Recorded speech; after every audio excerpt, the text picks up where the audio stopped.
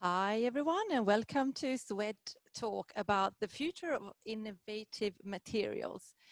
Today's talk has been put together by the Consulate General of Sweden, the Swedish Chamber of Commerce in Hong Kong, and the strategic partner is Hong Kong Design and Fashion Asia. We have some really interesting speakers with us here today, 5 of them. 3 who are with us online from Sweden and 2 with us here in the studio. I should mention that we are broadcasting from the Mills, which is the coolest fashion and design center here in Hong Kong, who is sponsoring this event today and also providing space for the Swedish Institute, who is doing a little tour with an exhibition called Fashion Revolution. Fashion Revolution starts from today and will continue on until the 8th of June. So come down here to the Mills if you would like to see this exhibition. In today's talk, we are going to discuss with these experts from the industry what they think about the future fabrics and what is really needed to change in the fashion industry. As we all know, fashion industry is one of the biggest polluter in the world, and what can we do to find solution and new innovations for this? So I would like to start to introduce our guests today. We'll do a short introduction of each of you. So shall we start with you, Edwin? You are one of the legends here in Hong Kong, I think. Oh dear, I'm in trouble now. Tell us a bit about us. Okay, hi. And you. I'm Edwin. I run something called the Hong Kong Research Institute for Textile and Apparel. We are an applied research center, and we do a lot of research around materials and manufacturing and sustainability, and Industry 4.0 are our key themes of our research center. How did you start your journey then? You mean how I got here? Yeah. Oh, circuitously, I think. So I was for many years in industry. I ran a lot of sourcing and global supply chains for different brands. And then I also did my own consultancy for a little bit around with not-for-profits around sustainability and around how just the world is changing, how people are adapting to the changes in the world. I'm also an academic, and I did that for 30 years, and I decided I really want to spend more time thinking. So first became an academic. I teach in the United States, and then the Hong Kong government asked me to run this research center. So here I am. Walton, you are here as well with us today. You run your own company. What's your story? How do you get here? Yeah, before that, Edwin actually still teaches a class at the Hong Kong University of Science and Technology on supply chain. Yeah, so my name's Walden. I'm a local kid, grew up here in Hong Kong, run a startup, a very small startup called Unspun. What we are trying to do is to create the on-demand supply chain so that every piece of product can be intentionally produced. There are 2 aspects: 3D body scan customers, so that products can be created on demand to the fit and size of the customers, so that it eliminates excess inventory. And then we're also creating a 3D weaving machine so that automation can be part of the supply chain. Waste could be reduced in the process. Very interesting. We'll hear more about that in a bit.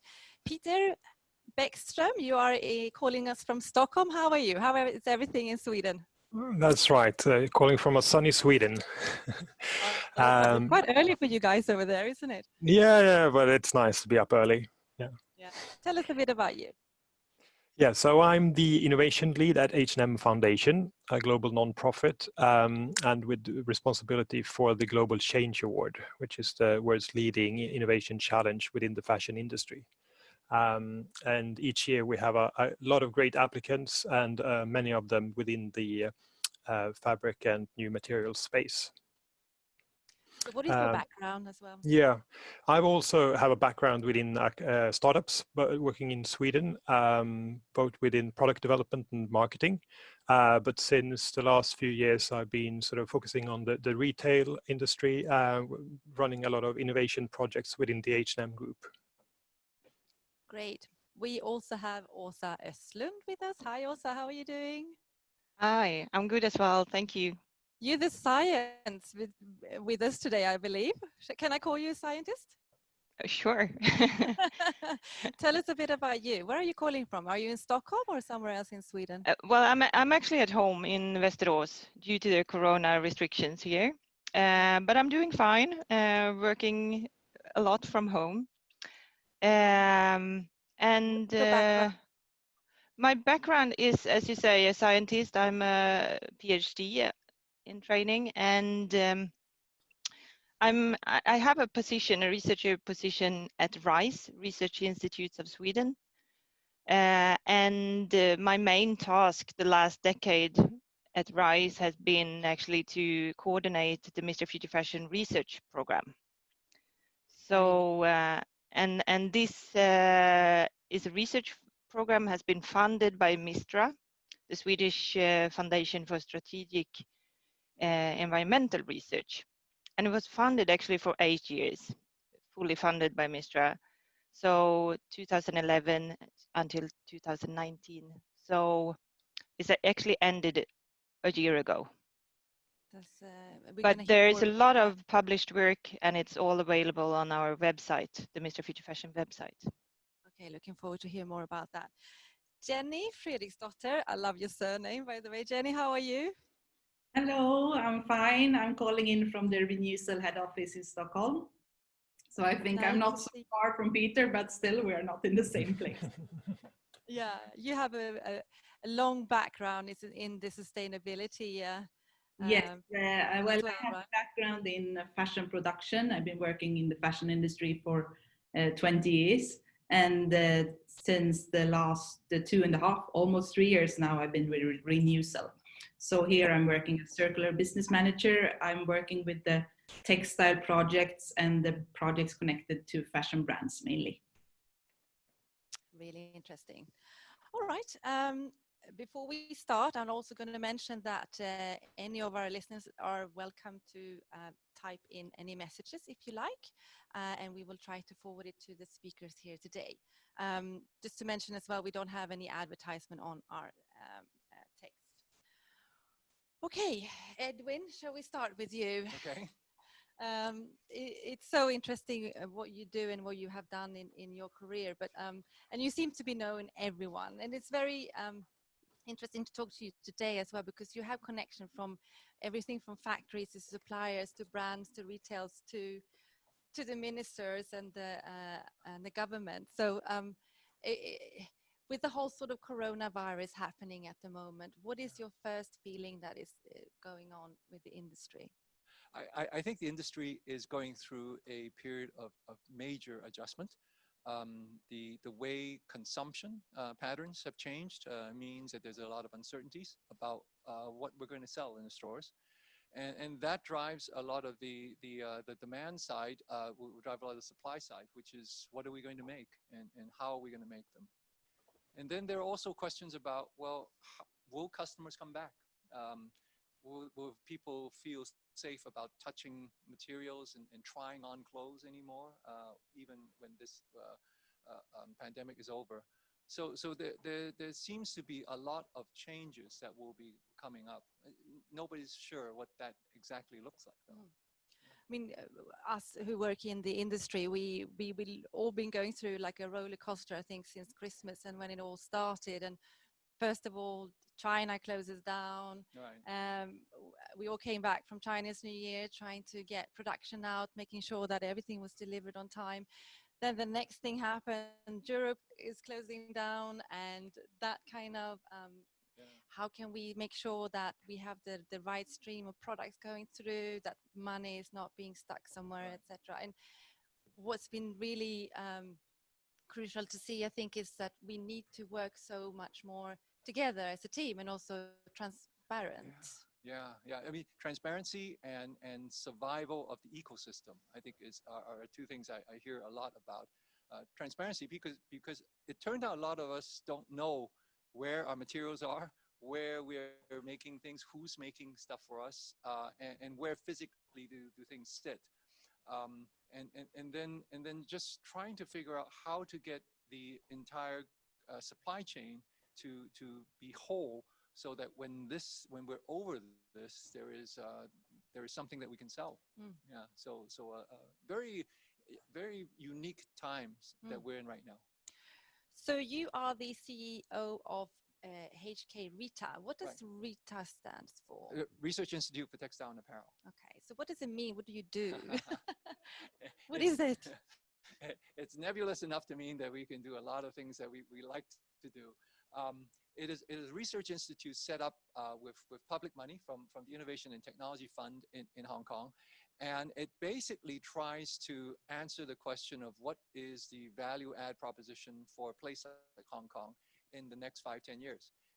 50 years ago, we made money as a manufacturer. We created value as a manufacturer. And then for the last 20 years, we were the sourcing supply chain managers of a lot of brands and businesses.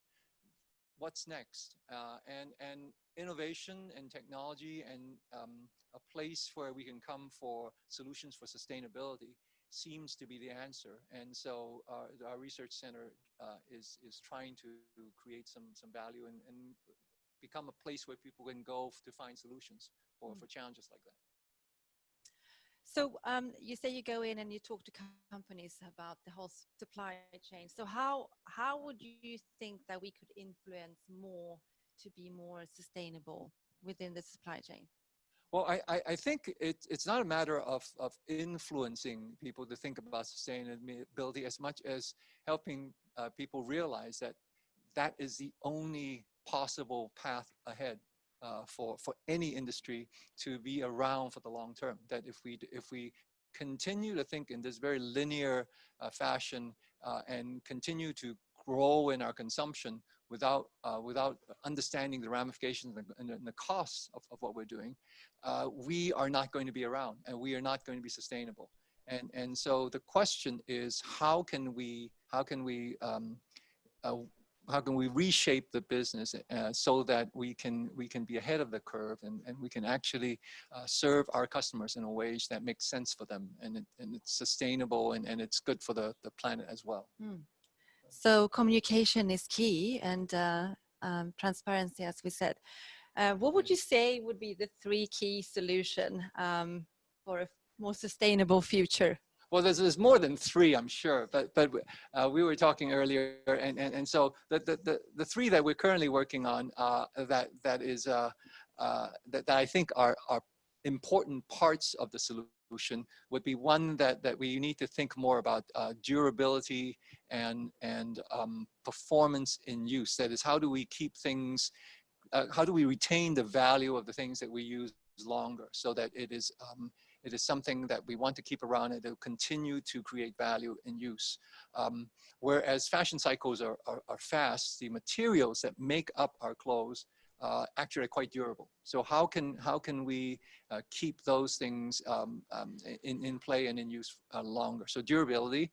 The other one I think would be to think about how we change the dialogue with everything that we use, and so one of the things is to change the way we think about the materials that we use. So today we tend to use either very unsustainable petroleum-based byproducts, or we tend to use materials that take up a lot of land, uses a lot of insecticides and pesticides and water, and competes with us for food, if you will. So are there alternative cellulosic types of raw materials that become the foundation for what we make? Today, cotton is a huge source of cellulose for us. There's lots more out there. Can we find more innovative and creative and cellulosic sources that are not as water intensive, land intensive, and that we can manage the growth and the use better. And then finally, I think that 10 years ago, when we talk about sustainability, it's reuse, reduce, recycle.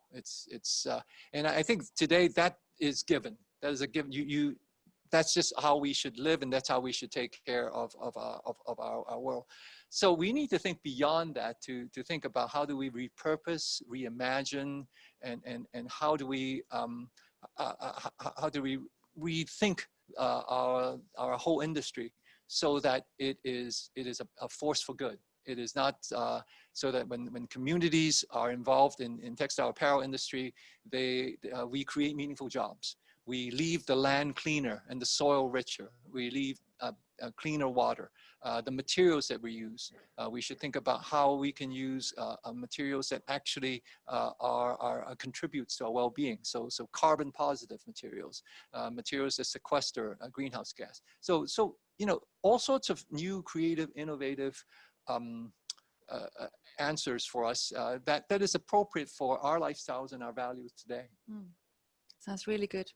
We have Peter with us online as well. I believe that you know Peter very well. Hi, Peter. Yes. And was the last time you saw each other?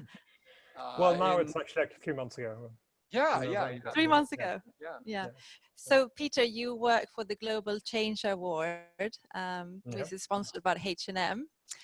So Edwin, you used to sit in the panel, or how? I was on the expert panel of the Global Change Award for 2 years. But the H&M Foundation is also one of our longest and our biggest research partners at HK Rita as well. So so we know the foundation. We know Peter very well. Right. So Peter, tell us a little bit about the Global Change Award. What is it?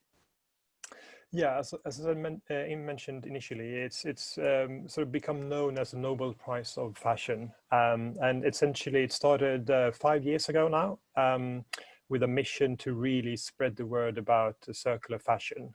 It's hard to believe that now, but at that point in time, it was actually kind of a new concept, and it happens. So much has happened since then. And we felt that there was a gap in the market to really promote and to support early stage innovators within this field. So it was really sort of a call to action to reinvent the fashion industry and come up with new solutions for a circular fashion model. And we've been very successful, obviously not ourselves. I mean, everyone pitches in, but over the years, we've collected over 20,000 really good ideas and selected 25 of them as winners.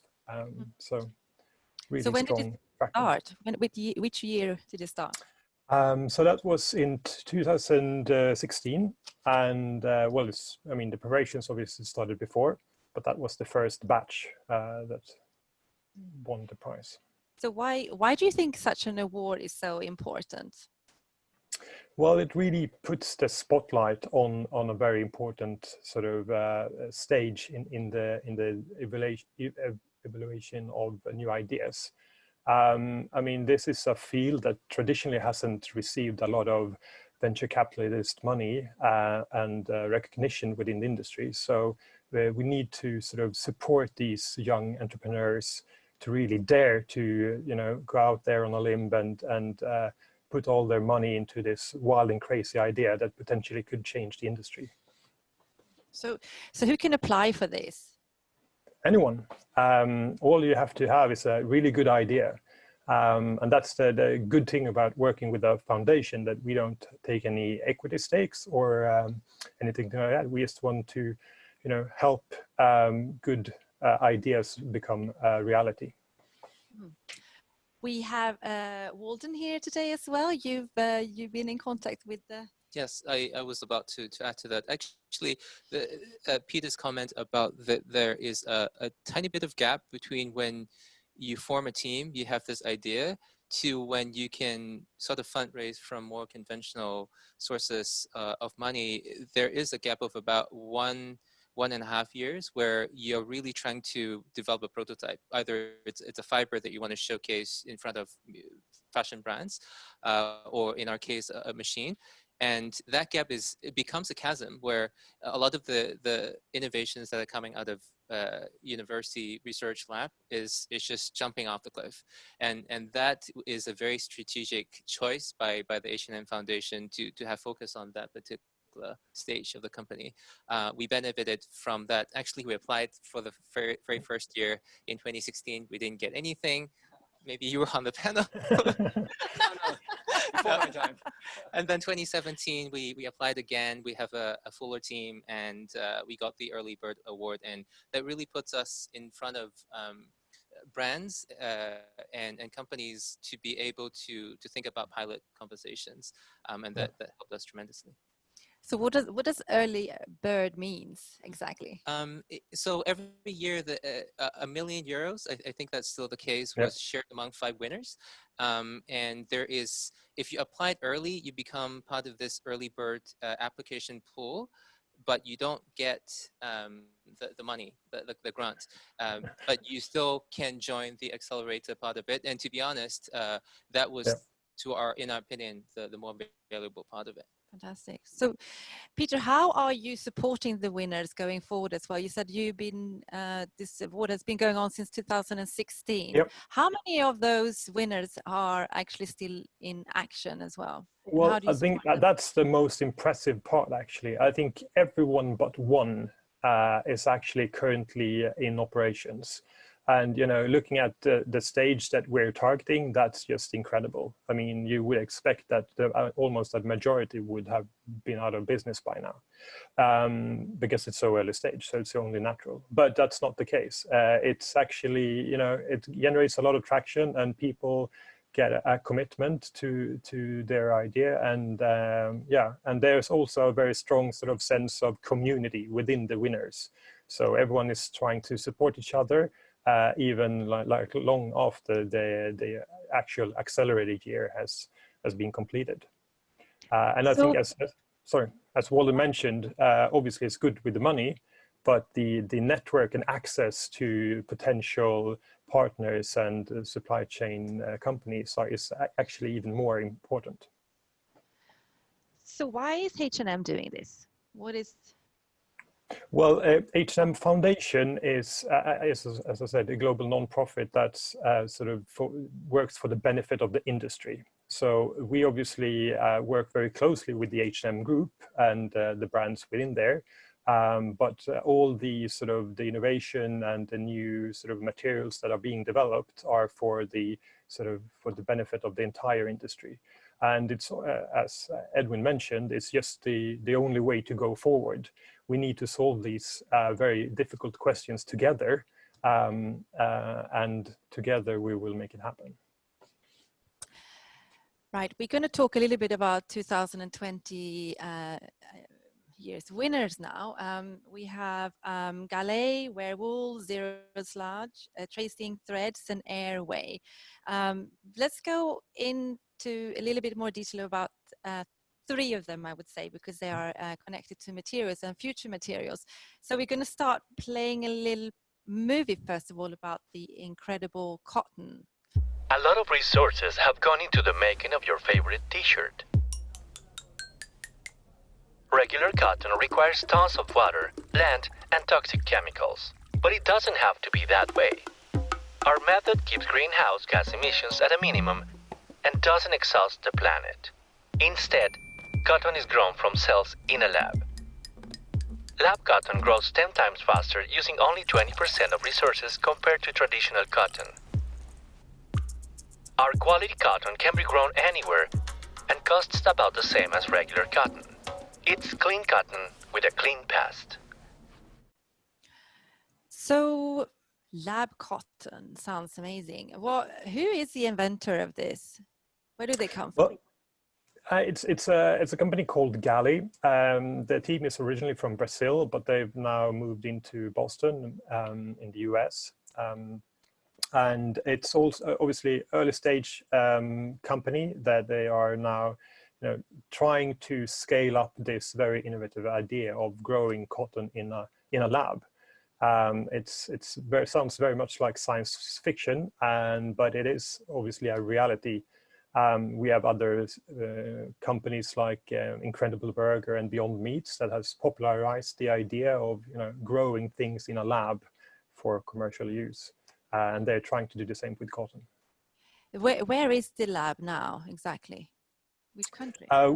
Well, they have 2 locations. So it's in Sao Paulo and in Boston. Okay. And so it's not commercial yet, right? It's still on the lab stage. Yeah. What is the plan? How long will it take before it sort of get into the big masses, you think? Yeah, well, I think that's obviously the challenge in this field, is that the time frames are slightly longer than a lot of people are maybe used to. So we're talking about a couple of years in order to prove the concept and scale the production. But it shows great promising results so far. Would you call it something else, or are you still calling it cotton? Well, it is cotton. I think that's the key point here, is that they take cotton cells and just make them more in a lab. So what you get in the end is just the pure white fluff and none of the seeds or the other stuff. So it is, when you look at it in a microscope, it's actually cotton. And what is better with this lab-grown cotton than normal cotton, except for that? Water? Well, yeah, exactly. So everything that's bad or problematic of growing cotton, like Edwin mentioned, land use, pesticides, the water, the harvesting needed, everything that you can sort of reduce to a minimum if you control the environment. And you can obviously also localize the production. So if you have a greenhouse or a lab, that can be placed anywhere in the world. So you can move the production much closer to the customers. Has any garments been made with this cotton yet? Not yet. So we're still on a very sort of early lab scale, but the ambition is to be able to do that in the near future.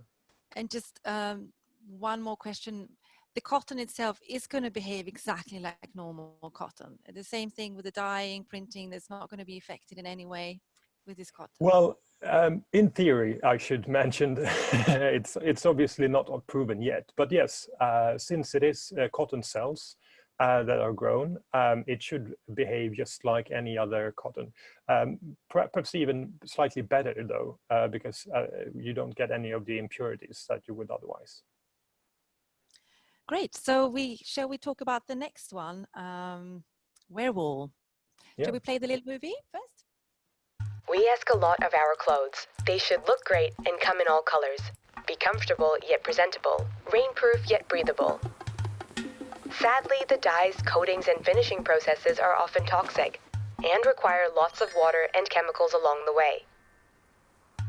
We aim to solve this problem the natural way by incorporating the desired features into the fabric's DNA, without harming the organisms. Proteins found in coral, jellyfish, oysters, or cow milk can be used to create the unique features consumers look for. Our fiber has no need for further processing, and it is naturally biodegradable.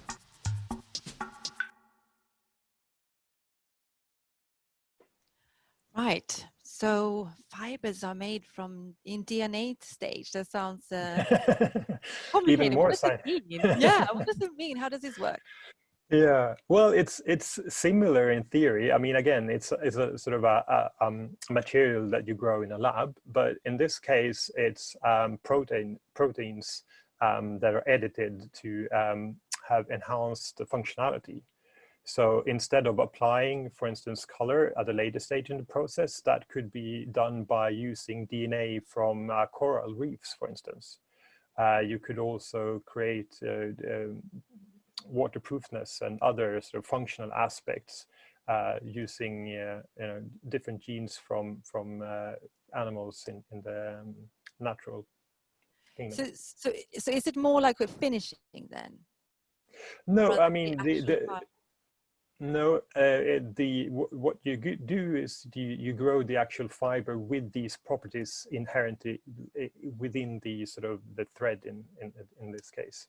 So that's the huge sort of benefit from an environmental perspective, that you don't need all these coatings and colors to be added at a later stage. So you get a sort of a fiber that's already sort of ready for production. And the raw material, where would that be coming from? You say it's from protein. When I think of protein, I think of fish or meat or anything like that. But can it actually also be coming from green, as in vegetables? Well, no. Traditionally, you make a division between cellulosic fibers and protein-based fibers, and then man-made petroleum-based fibers. So this would typically be from different kinds of animals, but it could be also a combination. So this is a little bit more, even earlier stage research, I would say, than GALI. So this is very, very much cutting edge. And nobody really knows exactly sort of how it will turn out in the end. So it's a lot of trial and error in this field. Hmm. And biodegradable, is that? Yeah, well, it's all obviously natural sources, but this is again something that needs to be carefully evaluated so that you understand all the implications of working with different sorts of DNA and editing. In theory, we're all good, but first of all, we need to be able to produce enough quantities to evaluate the product's properties in real life. Okay. How far are they commercially, you think, with this one? I think they've mentioned that they have an ambition to create sort of a garment within 5 years. So again, it's quite far ahead in certain sort of views, but then again, we're very much sort of cutting edge technology here. So 5 years goes quite fast. Right. Great. The next one is airwear. Shall we play the little movie here? The global production and consumption of clothes contributes to the rising levels of carbon dioxide, and our planet can't cope. Our idea is to use greenhouse gases as part of the solution, instead of it being part of the problem. Polyester is one of the world's most common materials. Our innovative method traps carbon dioxide and activates and transforms it into sustainable polyester pellets. The final result is a carbon-negative polyester fabrics that looks and feels just like regular polyester. And the more thread we'll make, the better for the planet. It's fashion for the future for sure. Airwear. So who is the inventor here? Where are they from? Yeah, this is a team called Fabrics, and they're out of Paris in France, as you can hear by the the speaker's voice. It's actually the inventor's own voices in the videos. And they have developed a process to actually create polyester out of carbon dioxide. So the idea is to be able to actually capture carbon from the air and turn it into fabric. They're still working on the complete process, but so far I think they are they're closest of actually being able to produce enough fibers to create a garment. And what you get in the end is just normal polyester pellets. So it's exactly the same product as you would get from a normal process, only in this case you've actually captured the carbon from other sources than the earth. So how would you collect these green well gases? How would it work? Yeah, right now they are actually buying the carbon dioxide just to make a proof of concept work, but there is already technology available that can capture carbon from say a factory, and then to use that as input for this process. So this is all about being regenerative and using the sort of the exhaust from sort of very bad fabrics and environmental problematic sources, and to turn them into something good. And again, long term, it's actually theoretically possible to capture this from the air itself. Very interesting. Edwin, what do you think of that? Funny you should ask. Actually, in my office, I have a T-shirt I have to keep in a plastic bag, because we have with the H&M Foundation, we've invented a new material that actually captures CO2. And it gets heavier. It's about about a fifth of a t-shirt is about a fifth of a tree a day, Mm. and then it can be sequestered and released.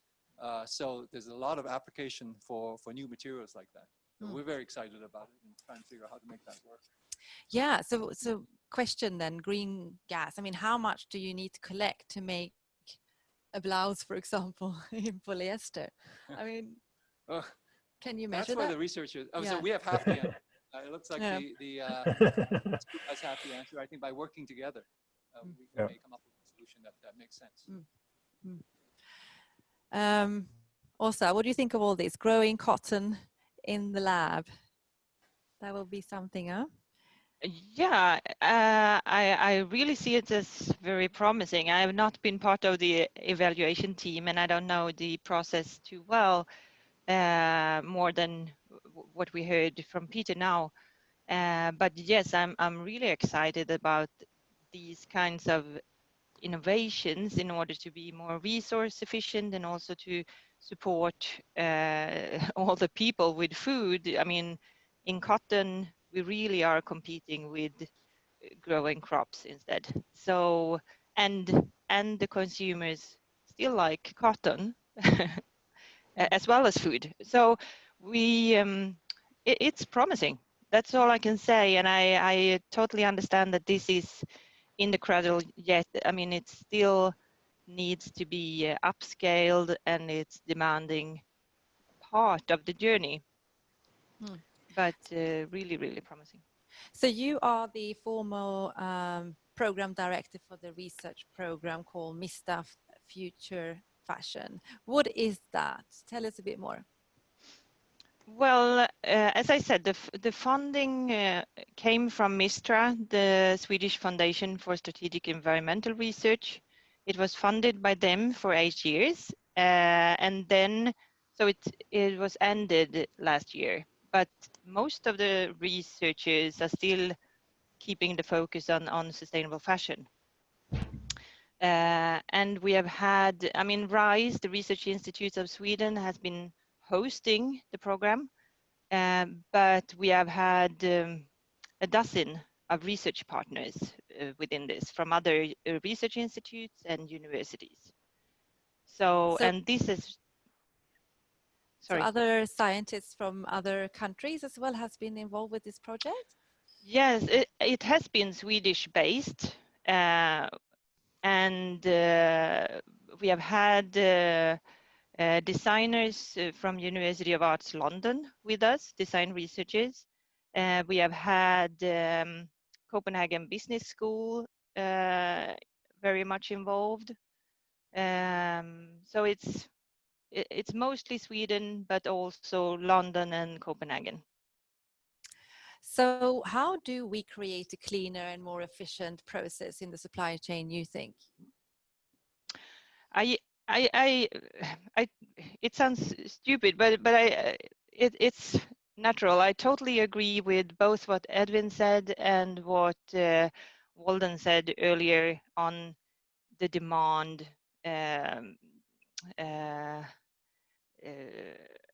business model. What we see is, I mean, we have taken a system perspective in our research, and we have chosen to evaluate everything on life cycle assessment methodology, which is quite static. So, but that's a model we have chosen due to that too much was happening during these 8 years in sustainability in fashion. And others has also done projections on the future and backcasting what do we need to do to be climate neutral in 2050, and we have not done too much of that. But what we have indicated is that, for instance, we have taken Sweden as a model country here, and taking Swedish consumers as our source of material, so to say. And what we can see is that on the climate impact view, 80% of our climate impact comes actually from the production cycle. So this is very much due to fossil-based energy and the wet treatments.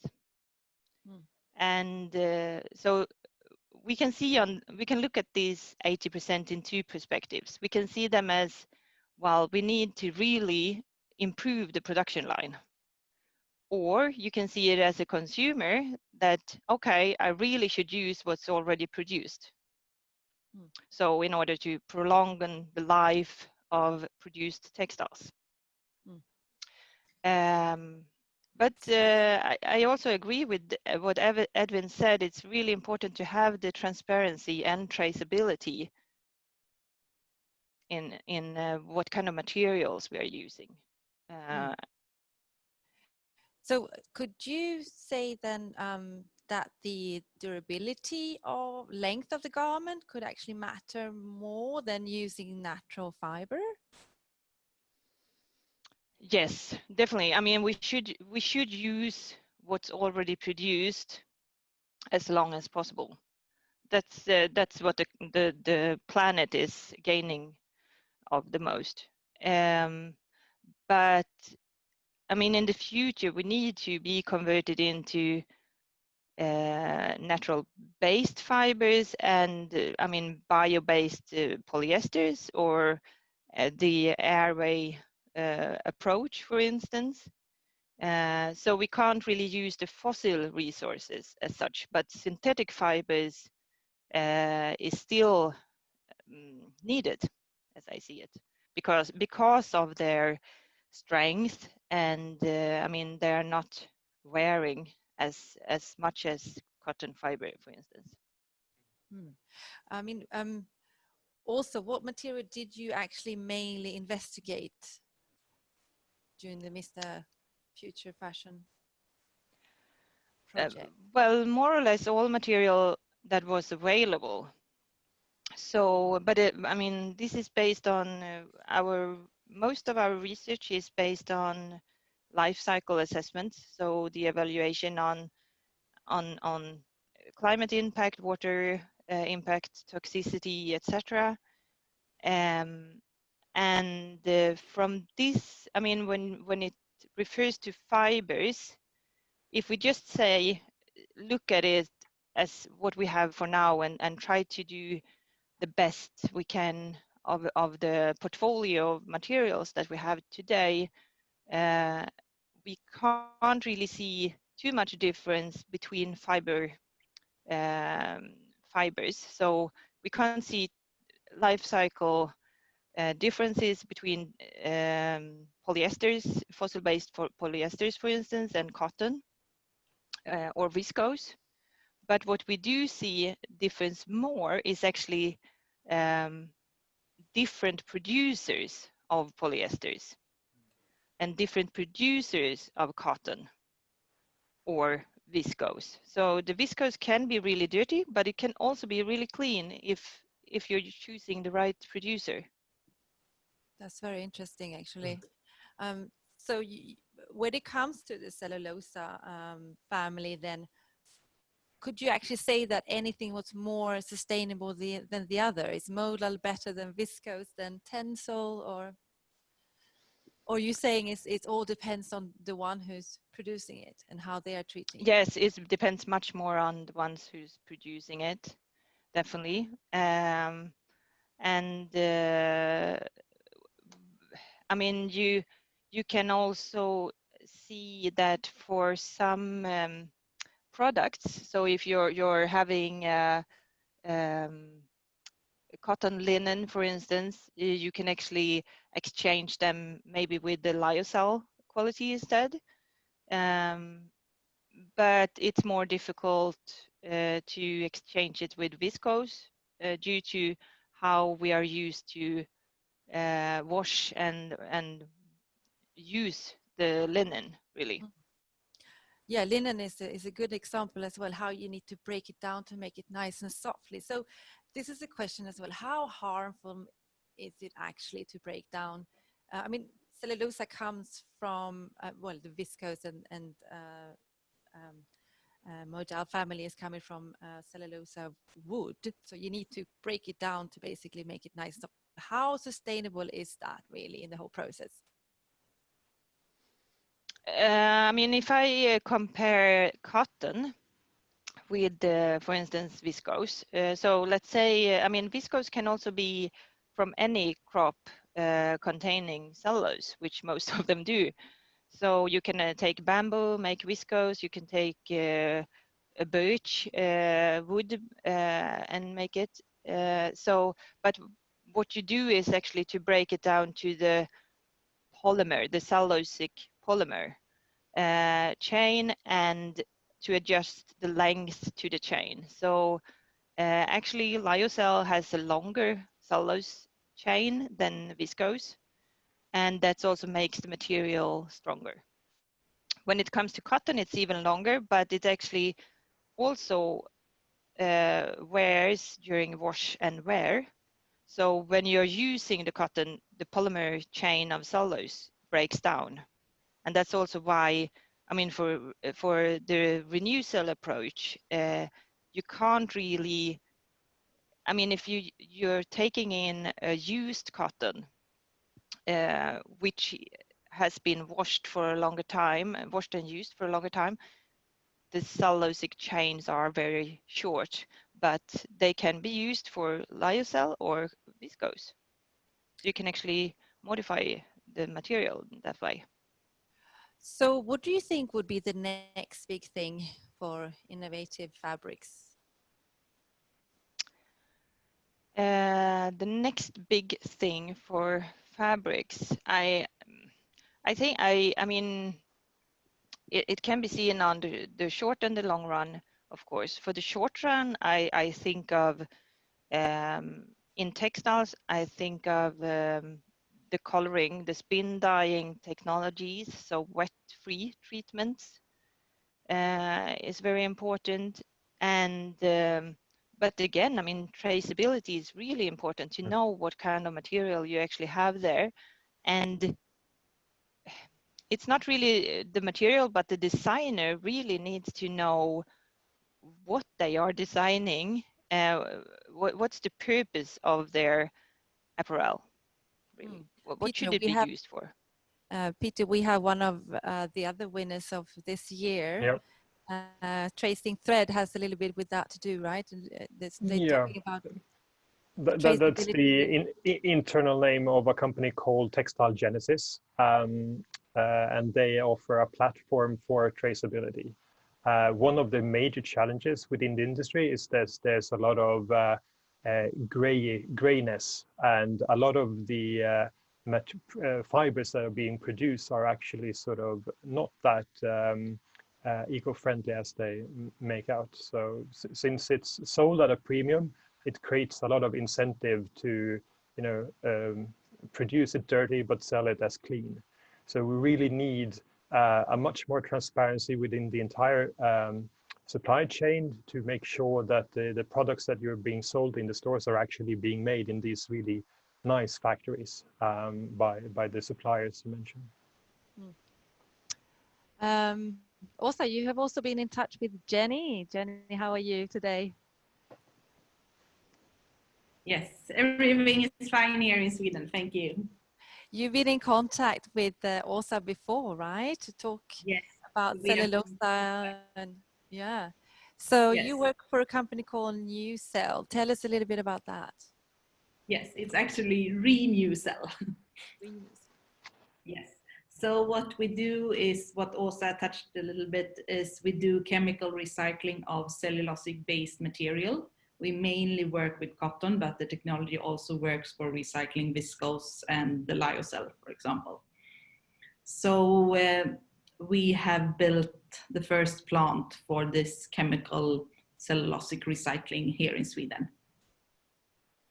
Great. We should watch a little movie now, I think. There is fashion everywhere, on everybody, and in almost every store. But producing all these clothes means more carbon emissions, more chemicals, more waste, and more water use. It's not sustainable. But there is a way to put fashion first without putting the environment second, because we know how to recycle cotton so it can be turned into new fibers, yarn, fabrics, and garments that can be produced and worn with a clear conscience, and then recycled again and again. So give us your used jeans or any used garments. We upcycle them into a new biodegradable raw material called Renewsell Pulp, which has the same or higher quality than virgin pulp and can be fed into the textile production cycle. Recycling clothes finally works.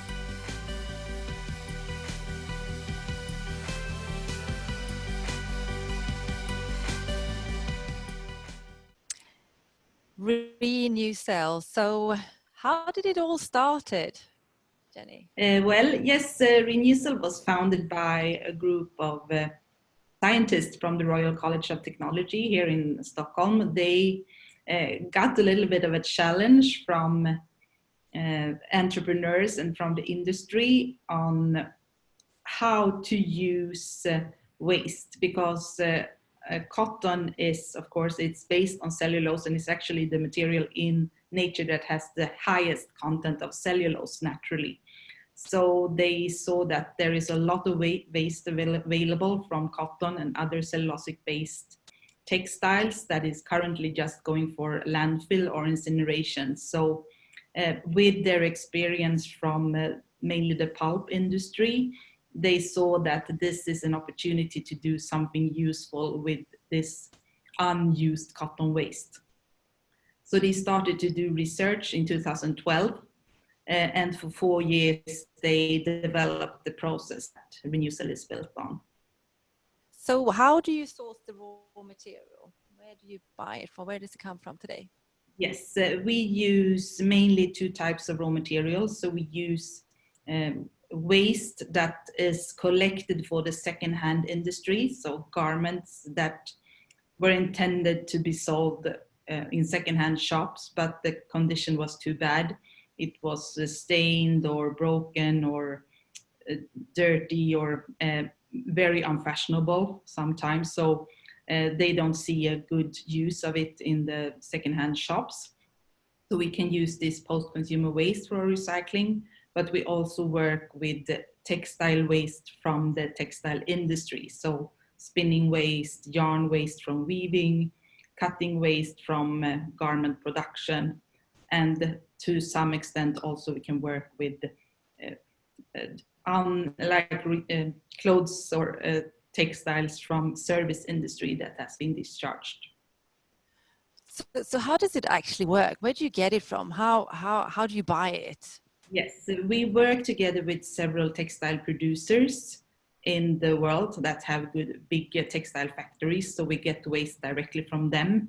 Then we work also together with several waste traders and collecting companies, mainly in Europe, but also some in Asia, that collects and trade textiles. So we buy the sorted textiles from them.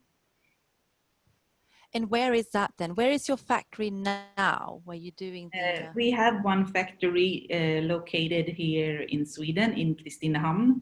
So it's about 2.5 hours by train from Stockholm. And we have a new plant in progress. So we will start to build a new plant late this year. So how big is the factory at the moment? How many people do you have working there? It's about 15 to 20 people in the plant today. And the capacity for the plant is, the technical capacity, I should say, it's 7,000 tons of pulp per year. That would make around 30 million t-shirts if you would make t-shirts only from this. It sounds a lot, but being a pulp producer as we are, it's a very, very small plant. And for the raw materials, when you say you buy from suppliers who have leftovers, etc., where is that bought from? Is that from Europe or Asia? Where is it coming from? We try to source locally as much as possible. Sweden, unfortunately, is not a big producer of textiles. Today, we can buy some sort of material from Sweden and from Europe. Then we also take from Turkey and Pakistan, India. We try to source as locally as possible, but being the first plant, we are also testing material from all over the world.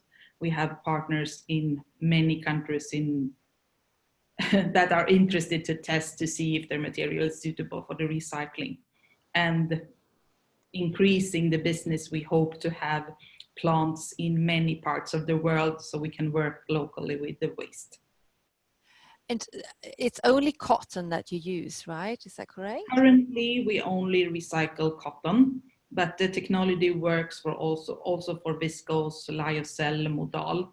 So with the next plant, we plan to start also with these other cellulosic-based, man-made cellulosic materials.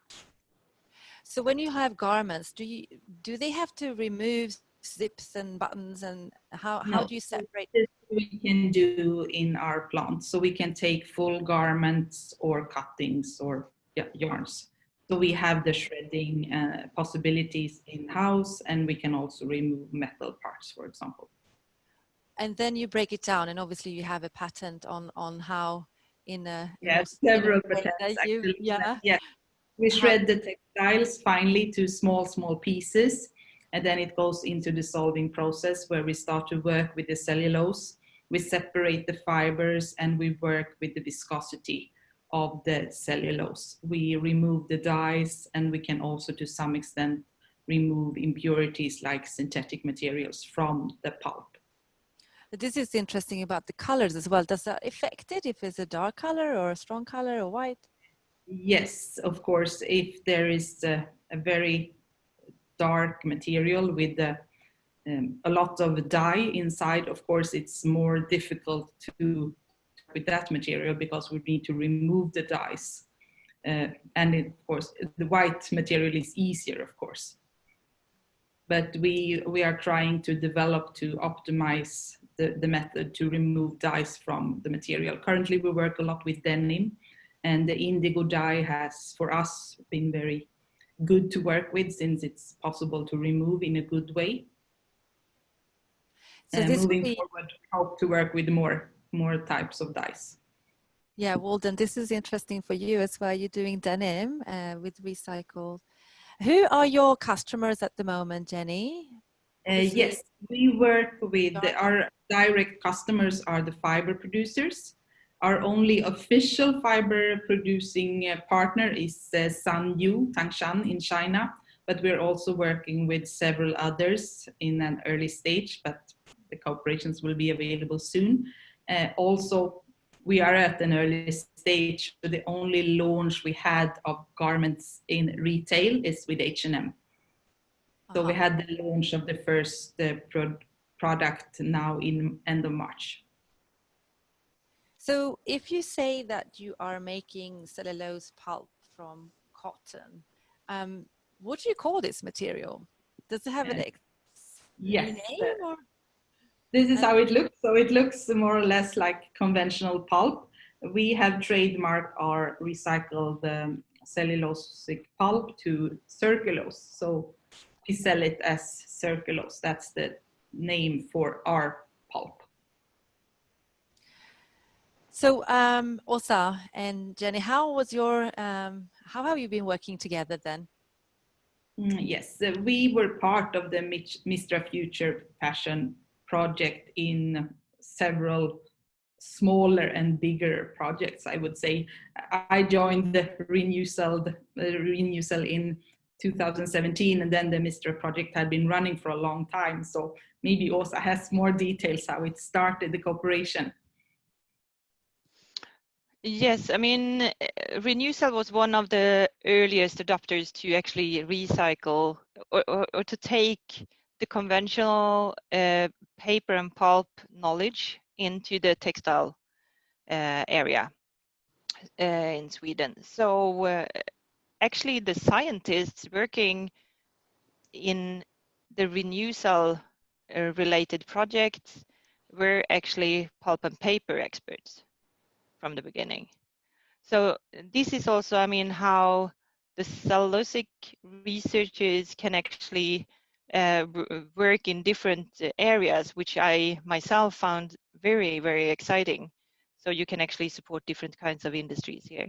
But Renewsell was actually, I think we called them, or you as a research partners. We also had over 50 industrial partners So H&M was one of the industry partners of Mr. Future Fashion, among others. But Renewsell was actually working as a company, but on a research base.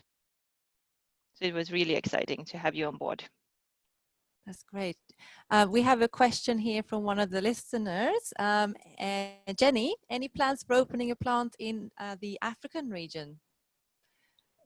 Well, yes, we have plans to open plants in every part of the world, actually. I can't say what will be, when Africa will be considered, but I think now the next bigger plant will be based in Europe. Then we are looking for the Asian region.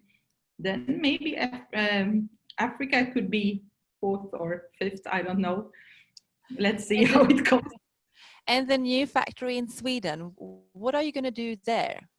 What's the plan for that? Well, the new plant, it's not finally decided where it will be located. Sweden is an option. We have also some other countries in mind. It will be the same type of plant, but in much bigger scale. The current plant, as I said, is 7,000 tons, and the coming one is going to be about 10 times bigger. So we will be able to produce much more pulp, and this makes it possible to work with more fiber producers, because at the scale we are today, we need to work with fiber producers with pilot lines. We cannot blend into the normal lines for the production because the scale is too small. Got it. We have another question here. If cotton garments were blended with synthetic material or protein-based raw material, can Renewsell produce and separate those materials? I think you answered that one. That's correct, yes. Right? So we can sort out the synthetics. The protein-based fibers are not so suitable for our process. It's in a way possible to take them in, but we cannot sort them out. They get destroyed in the process. So wool mixes or silk mixes is not suitable if you want to recover these fibers. Also, we have one question here regarding replacing leather for something else. Have you looked into this as well? It's quite a lot of talk about, you know, leather, not using leather, but something in substitute. No, we have not been digging too deep into it. We touched upon it, but I think actually Peter can respond to that better than I. Okay, go ahead. I was about to jump in there. No, we have a really good example in a company called Vegea, previous Global Change Award winner. They have developed an alternative to leather based out of byproducts from the wine industry. So it's grapes and that sort of stuff. And they were actually included in the latest Conscious Exclusive collection by H&M that was sold just a couple of months ago.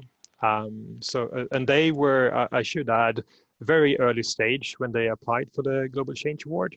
And took it more or less from PowerPoint to H&M stores globally in just a couple of years. So it can actually go quite fast as well. So how does that work? What is it coming from? What did they do? What did they make it from? To be honest, I'm not sure about the exact technical process, but I think it's a good example of a company or a general trend that you take what you have, so they're based out of Italy. Italy obviously have a large wine production, and the waste products from that wine production is oftentimes just incinerated or just thrown away, and they found a way of using that into this process and turn it into sort of a leather alternative, which is obviously really great for the environment. And I think that's what you see globally as a general trend, that people sort of evaluate what resources they have available. In Sweden, there's a lot of obviously cellulosic materials in terms of trees, but in other places it could be bamboo or what else, and then you find a way of making something useful out of that.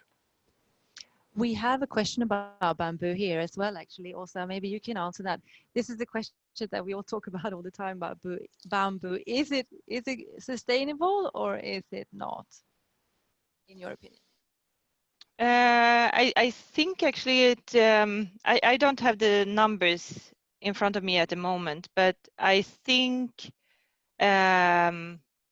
it can be sustainable, and as well as when we are looking at trees or other kinds of production resources for viscose process, I think transport can also be a question. So you shouldn't, if you are producing bamboo viscose, you should do it where it's closely grown. But I think it's all comes to the scale of it. So larger scale becomes more sustainable in this sense. Walden, you are working with denim mainly for your products, right? Where do you get your fabrics from? Right. So right now we source fabrics actually from Spain, from Italy, from China as well. In terms of materials, because maybe we are quite agile and cotton is still sadly something that consumers demand, and so within that frame we source mainly organic BCI cotton or recycled cotton. We can't have just vanilla virgin cotton in our fabrics. And depending on the actual use case, Ketotex is actually one of the contents that we have in our fabric selection, and then recycled polyester as well. Great. And you are using both recycled and organic cotton, right? Yes. So for Unspun, well, how did you start? You have a studio here, right? Yes. So this is home base. Welcome to the mills. Yes. So this is our office. We actually have a pop-up setup here as well. How did it started? So actually, it started right at the same time. Almost the H&M Foundation started with the Global Change Award. We sat inside Edwin's office, asking him like, please, help us. And it started when we were doing graduate study in California. I met with my co-founder. We had some experience previously within the industry where we thought, wow, we can open a shop in matters of weeks. And the supply chain is 9 to 12 months long. And so the disconnect of, especially now in coronavirus time, I think this becomes even more obvious that when the demand stops, or when there is fluctuations in demand, the supply chain cannot catch up. And we thought, what if we could create a supply chain that's more responsive and that can respond to demand? And that's how we started thinking about the 3D weaving machine. And we also want to make sure that we're not just creating this technology that nobody wants. And so we started testing with consumers and say, hey, if we were to create on demand, what would be the pain point that we can address? And fit with denim jeans seems to make a bit of sense. And so we started putting body scanners inside pop-ups. Our first pop-up was in Hong Kong, 100 square feet, even less than the space. And we started testing that. And it seems like people were less unwilling. So they're more willing to go through the 3D body scanning experience than we thought they were. So how does that work in theory? Where are these body scans? Where can customers do that? Right. So we have a store in San Francisco. We do pop-ups in Hong Kong. Whenever we do retail, we don't have piles of inventory. You walk into the shop, the focus is on the experience. You walk in the shop, a body scanning experience takes about 3 seconds. It's a full-size body scanner. It's infrared, it doesn't penetrate. And customers can customize all aspects of the jeans, what fabric, what style, waist height, hem length, stitch color. And we turn around products in about 3 weeks' time. Yeah, so that's how it works. Right now, yes, Edwin has been one of our Good early experience. customers. And I wore to the Global Change Award, by the way. Fantastic. Yes, thank you so much. Do they fit you? Yes, it is. It was a very nerve-wracking moment in Unspun's history. It will go down as at least a bullet point there. And so with the body scanner, right now we partner with different body scanning companies. The exact same body scanner that we use, they're available in 1,000 locations around the world. So when we get customer requests from a place where we don't have operation, we point them to the closest scanner. In about a week's time, we're launching mobile scanning. So with a lot of the customers still in lockdown, we want to be able to address the customers so that they can scan at the comfort of their homes. That's great. I mean, so one of your philosophies is really zero waste, right? That's your main thing for zero waste. So body scanning and personal making of garments is obviously very important. You have also talked about 3D weaving, right? So which sounds yes. very So that was the genesis of the whole project. So 3D weaving, I guess the analogy is 3D printing. But when people think about fashion and 3D printing, it's extrusion. It's hard. It's not something that people feel like they're comfortable wearing on their body. So what we take is the yarns that go into everyday product, and three-dimensionally imagine the pant leg that's three-dimensionally woven from the ground up. And so we skip the cut and sew process. Cut and sew, depending on what data you trust, can be 10 to 20% of the fabric waste. And so we hope to eliminate that. So we have a machine that we're testing with different yarns in San Francisco. And we hope to be putting that in commercial use in the next 12 months. So you still have a shop then in San Francisco, is that correct? Yes, we do have a shop. And you having a bit of a pop-up here in Hong Kong? Yes, in Hong Kong, actually at the mills, we have a permanent pop-up where basically you can do an online appointment around. And then in about a month's time, we'll be doing a pop-up at K11 Museum in Hong Kong. So great. So who are your customers now? Yeah, so we broadly categorize customers in 3 buckets. So there are customers that would shop only sustainable options, and they would ask us questions about where's this fabric coming from, why is this more sustainable? And then we have customers that just have the real pain points of not being able to find fit anywhere else. And then we have customers that are just curious about what the future of fashion would look like. And so the entire body scanning experience, the fact that the behavior is completely changed from just walking into shop to you actually body scan, and the focus is on the experience. So 3 different segments. So what do you think will be the trends within the innovation materials going forward? Yeah, as I was hearing from the other panelists and reflecting on our journey, actually, it was surprising that Jenny said Renewsell is early stage, because from our vantage point, Renewsell is like miles ahead of where we are.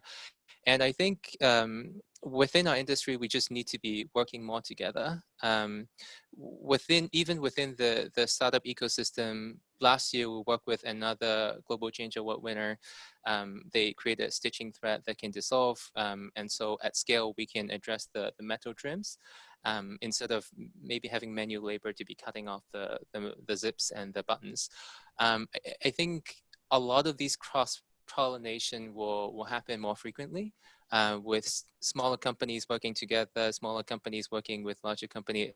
That has to be an essential part of it. I mean, zips and threads are very much part of the whole chain too. So tell us more about the thread. That sounds very interesting. How does that work? Yes, Peter, I don't want to steal your thunder, but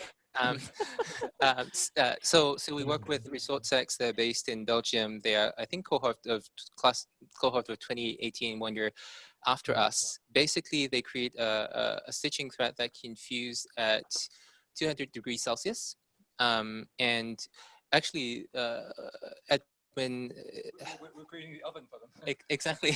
So yes, it's all working together.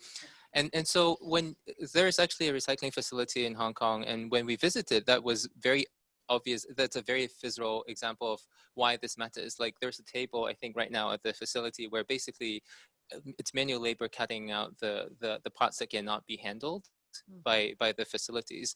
And so we saw that, and for our purpose, we have been doing on demand for a while, and 2 years down, there are customers that say, hey, I've changed shape, or you're launching this new product, what do I do with the old ones? And it just becomes apparent that we have the obligation to be taking care of the end of life. And this thread and a relationship with them and knowing the team just makes so much sense. Interesting. We have another question to Peter. To apply for the award, is it only for fabrics, etc., innovations, or is it also for buttons and zips? If you have any new innovations. It's the challenge is open for any kind of innovation that can make the fashion industry more circular. So it's throughout the value chain. So it could be a new material, but it could also be something that's more consumer facing. It can be something within logistics, etc., etc. So we're very broad in that sense. But historically, we've had a lot of good innovative materials throughout the years. So it's sort of, that's just how it's been. Yeah. Also, we have a question here about food waste as well from Thailand. What about pineapple leaves, etc., banana leaves? Can you make fibers out of that as well? Yeah, I would assume so. I mean, when it comes to making viscose fibers or similar fibers, cellulosic fibers, I mean, you can actually make it from anything that contains cellulose. But then again, the process, I mean, is more and more effective the more cellulose you have in your leaves or in your wastes. Of course, I mean, it's very costly to actually adjust a process for 1 ton of waste and then change the process to something else. So it should, I mean, you should really reflect on how the waste, how Yep. often or how much you have of that kind of waste. And I think that's a good point, actually, because we have seen that oftentimes that you really need to think about the feedstock of the process. It's one thing to come up with a new innovative material in a lab, but when you want to scale something to industrial size, you really need to solve how to get enough of the input materials. And that can be equally challenging as actually creating the fabric itself. We actually have a bioreactor that takes, it's an old project that we're now refining, but we have taken food waste from, this was a project sponsored by Starbucks and Café de Corral. We take their food waste and we break them down, ferment them, and then use enzymes and create sugars, and from there get polyester material out. So been a lot of interest for people in that have uniforms and they create a lot of food waste, like airlines, central kitchens, and so they want to work with us on dealing with these types of materials. Interesting. So how can that become polyester? Well, it's the way to break things down. You either do it mechanically, you do it chemically, or you do it biologically. And so here we are playing around with how it's like making beer. Is what I tell people. Is you just ferment them, and you get some very interesting byproducts and end products, and you play around with what useful products you can get out of them. Interesting. So where is that project now? How far have you gone? We cooking. We don't tell the Hong Kong government. We're buying a beer vat. That we're telling them we're buying a bioreactor, and actually it's funded by the H&M Foundation. Thank you, Peter.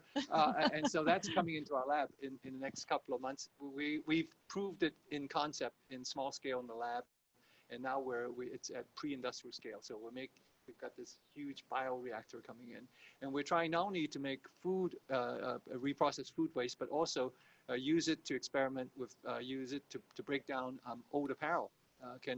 Is that because the enzymes and the sort of when you use biology to do the work for you, you don't use additional energy. So as long as we can speed up the process, it could be quite efficient. So we have about a year's worth of work once the bioreactor comes to us. Looking forward to hear more about that. So there's actually quite a bit of interest. We did a small capsule. Actually, we launched the upcycle coffee ground in replacement for polyester.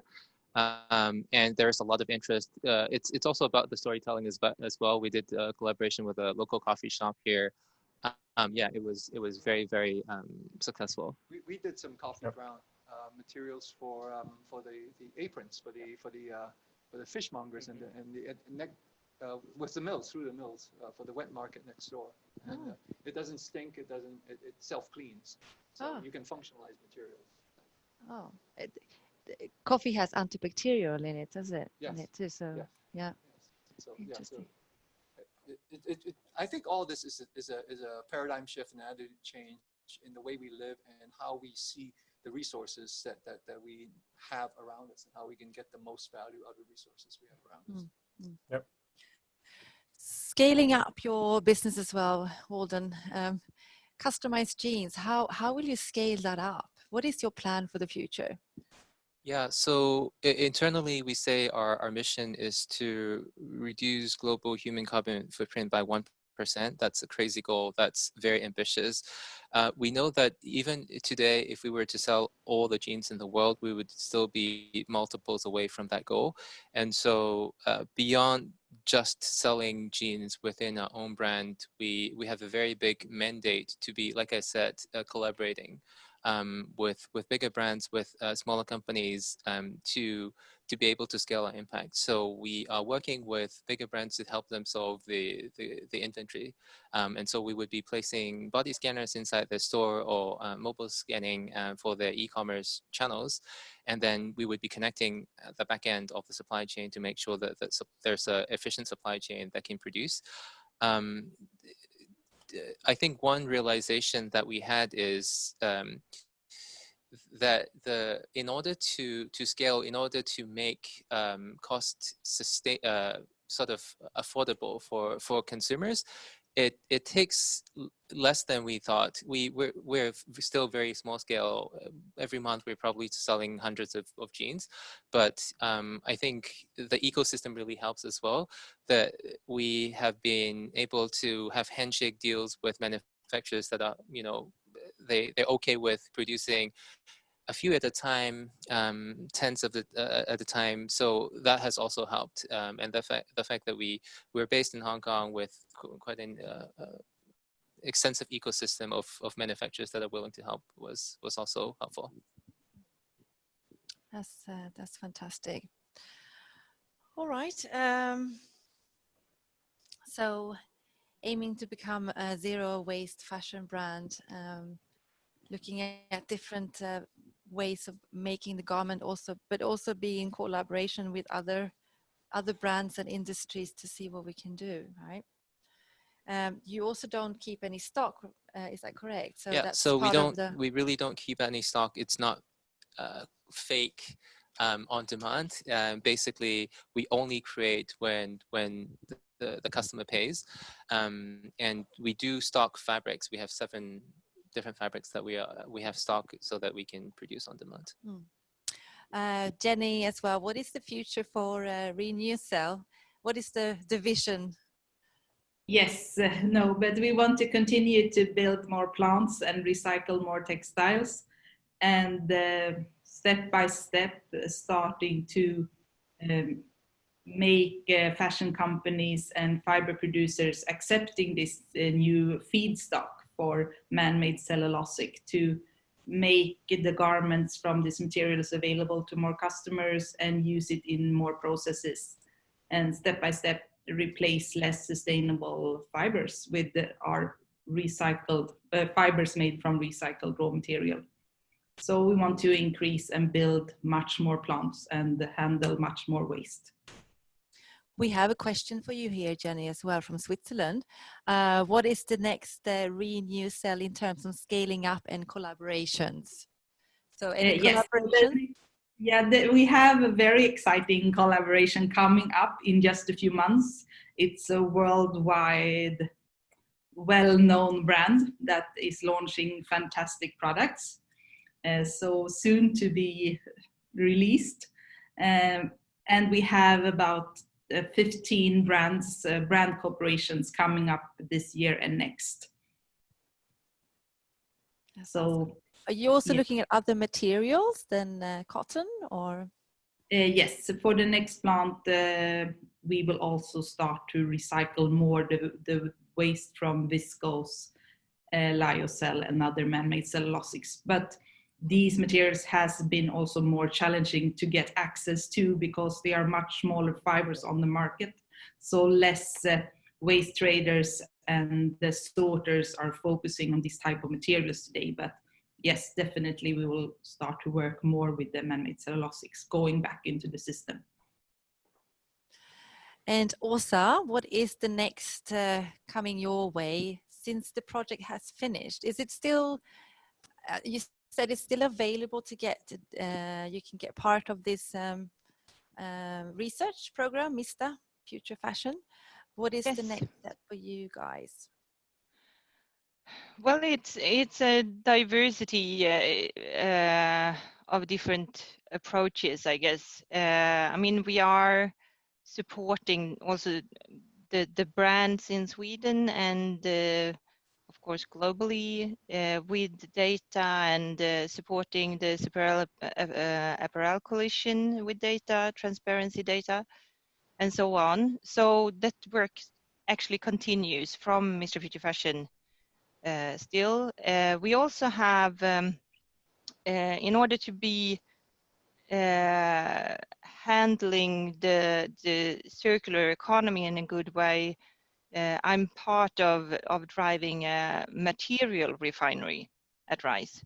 So that's also just initiated by RISE, but where we actually want to see for finding the money in waste. So in order to have a closed loop in all different sectors, so also have plastic waste going circular into the textile streams and vice versa. I mean, right, 60% of the textile fibers is actually synthetics, so they can be recycled into plastics or into textiles again.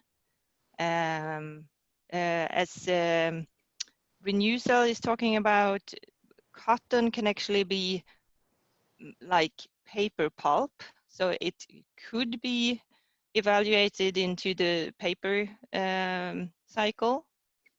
And so we are having a project or a initiative on a material refinery, which I'm working on right now, to find the money in waste through different sectors, really. Sounds interesting to hear more about that later, maybe. I've got a question for the panel. What do you think is the role of end-to-end life solution? What are some of the challenges of collecting textiles, and where do you see the industry going in terms of end-of-life solutions? Should we start with Jenny, maybe? Yes. Well, this is a complicated question, of course, but what at least we see here in Sweden and Europe is that it's getting, there are more possibilities are created to collect textiles. So it should be easy for consumers to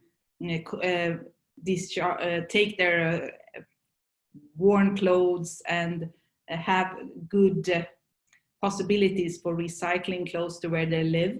So in EU there is a project to make this possible for all cities and mandatory for all societies in Europe to have this option for consumers to discharge their used textiles. So they are creating a flow of raw material for the used textiles close to where people live, so it should be easy.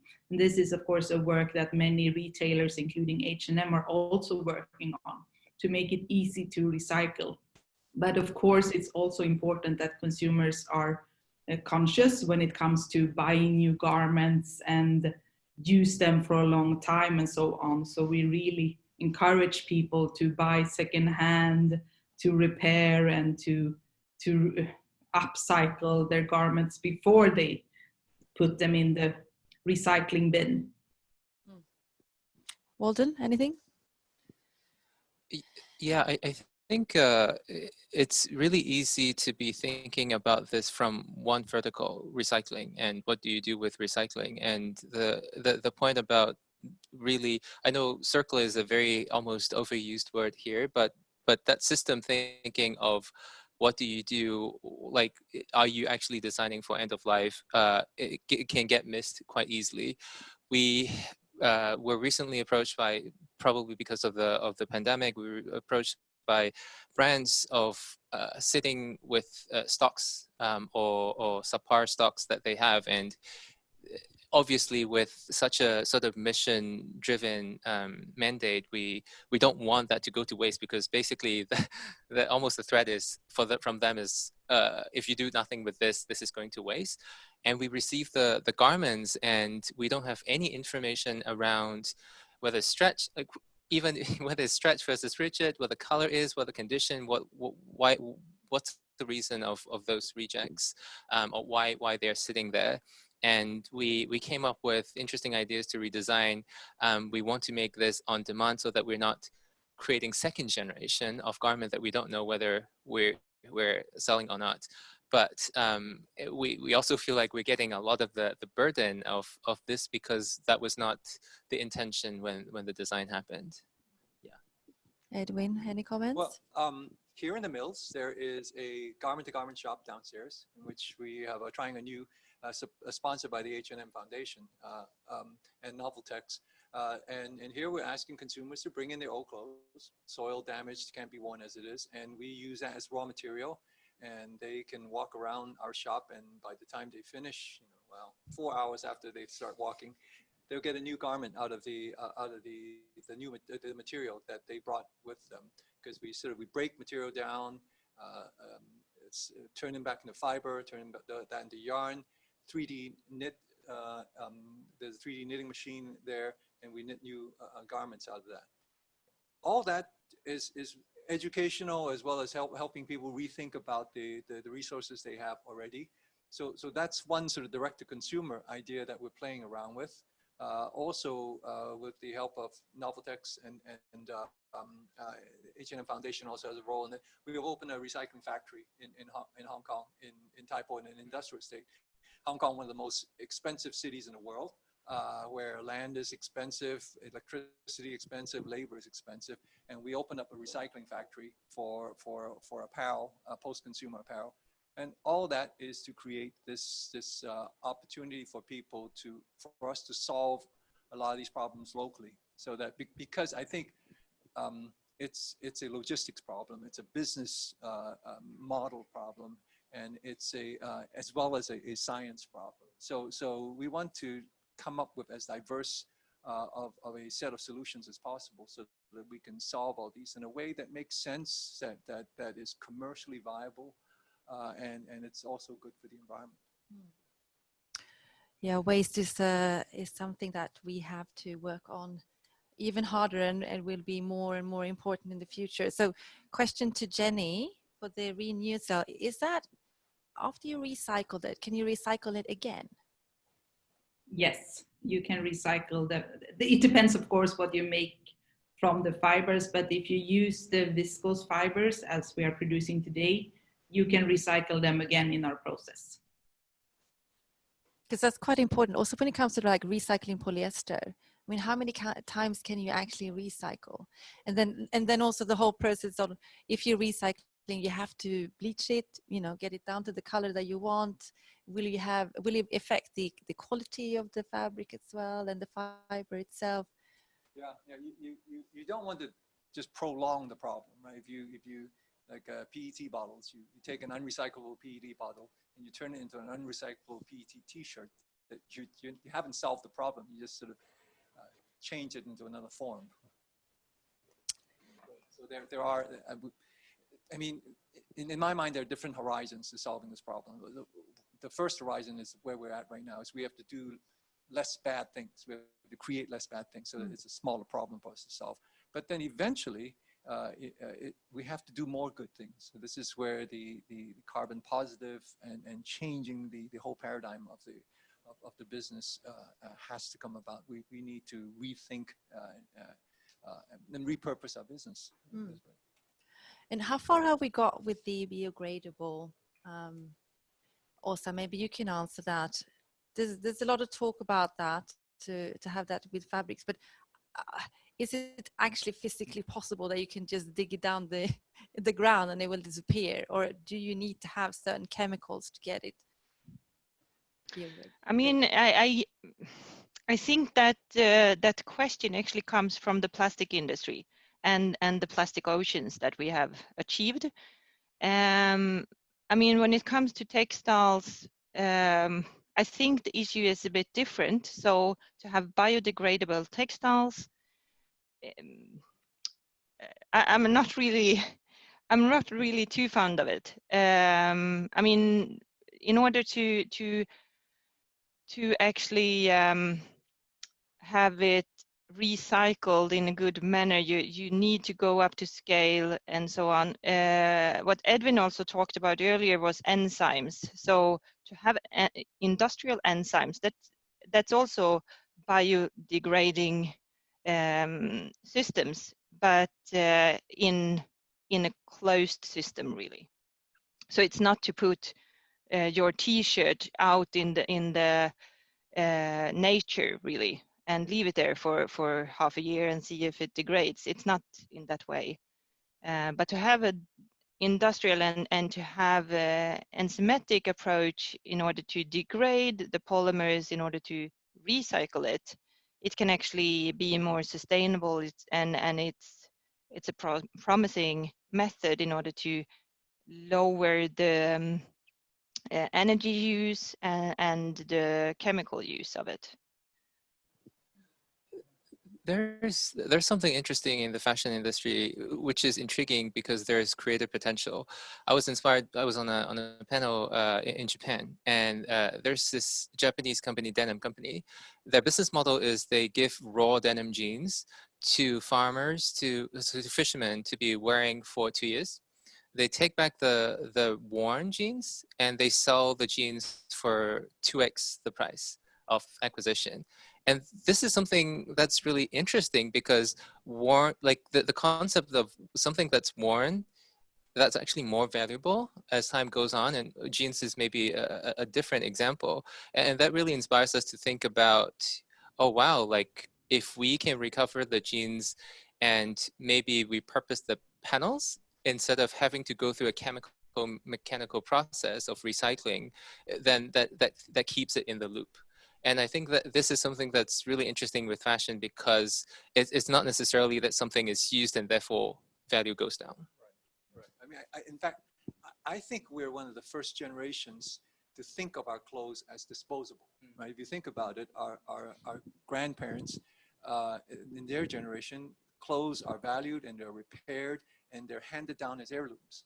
And somehow through the magic of advertising, we turned that paradigm shift, and all of a sudden we are throwing away valuable things. And the challenge is as much as a mindset change as it is a behavior change.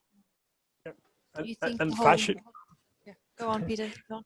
No, as I said, I mean, fashion is all about perception. I mean, there's no inherent sort of value in a logo, but yet we pay a huge premium for a Chanel, sweater or something like that.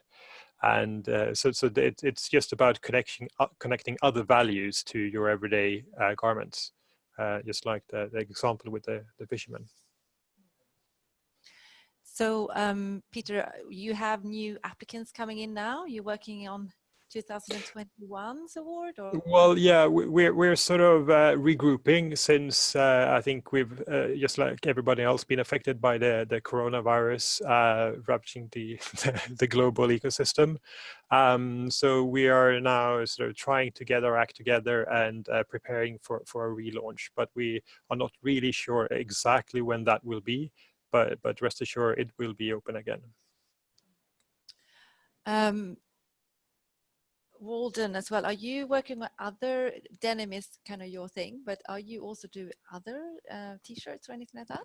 Yeah, in so Horizon? for our own brand, we want to stay relatively disciplined with denim jeans because, like Peter was saying, the power of the brand is you have to stay relevant, and so that's what we are disciplined in doing. But with the same core fundamental technologies on the back end, we think that partnering with other brands to do other product category makes a lot of sense. I have another question here, maybe to Peter. I'd like to hear more about what carbon positive use of material might look like. People have comment on the energy required to recycle cotton or pulp. We'll keep the question short. Thank you. So first question was really about the carbon positive use of material. Peter, any comment there? Well, I think it's you know, with the example of fabrics, the new material made out of carbon dioxide. That's actually one of their challenges, that it's not really sort of, they're not able to label it as climate positive unless it's being stuck in earth for 100 years, something like that. And so it's just like you said, it's about thinking about the whole process, end-to-end life. So you can make a t-shirt out of carbon dioxide, but what do you put that t-shirt when you're done with it? So you need to have, again, the whole system, the circular system in place. And that's why it's so important to have a process to actually, collect the garment and then hopefully turning it into another product or another t-shirt. Then it becomes sort of climate positive. We have an example of a project we're trying to convince the government is a good idea. But the Mills is building another building in Kai Tak, in a different part of town. And we're working with them on all the soft interior of materials of that new building. And so one idea we have is to use this carbon capturing material that we have as a wall covering or as some sort of placement. And then on the roof of their commercial building is a greenhouse that they're growing their own vegetables there. So the idea that we've developed with them is that what if we take this material once a day, once every 2 days, or whatever, when it has saturated with carbon dioxide, and we put it in the greenhouse, and the release mechanism is heat. So when it heats up to about 60 degrees, the carbon dioxide is released into a closed greenhouse where plants will make oxygen with them. So we have this loop which we are developing with this real estate developer on a material. We're very excited about it, and it's not yet funded, but if we can convince the government this is a cool experiment, we want to be able to try that out next year. Closing the loop. Yeah. That's what it's all about. Yeah. Also funded by the H&M Foundation, by the way. Wherever. No, but it's a good example. You need to take care of it, throughout the process. Make sure that you know where the carbon ends up in the end. Also, the way that we are now shopping, Edwin, do you think that the behavior has changed since the coronavirus? Obviously it has, but will it also continue after we move on? Probably not. I mean, we have the attention span of goldfish, unfortunately.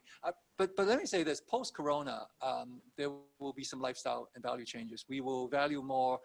We will want to be healthier. We want to be more aware of our environment, and we want to have things that will protect us from germs, viruses, and what have you.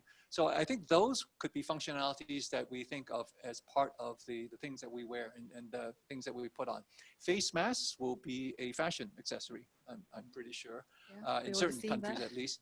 So yeah, I think we will learn new ways of consuming, and hopefully some of those are better.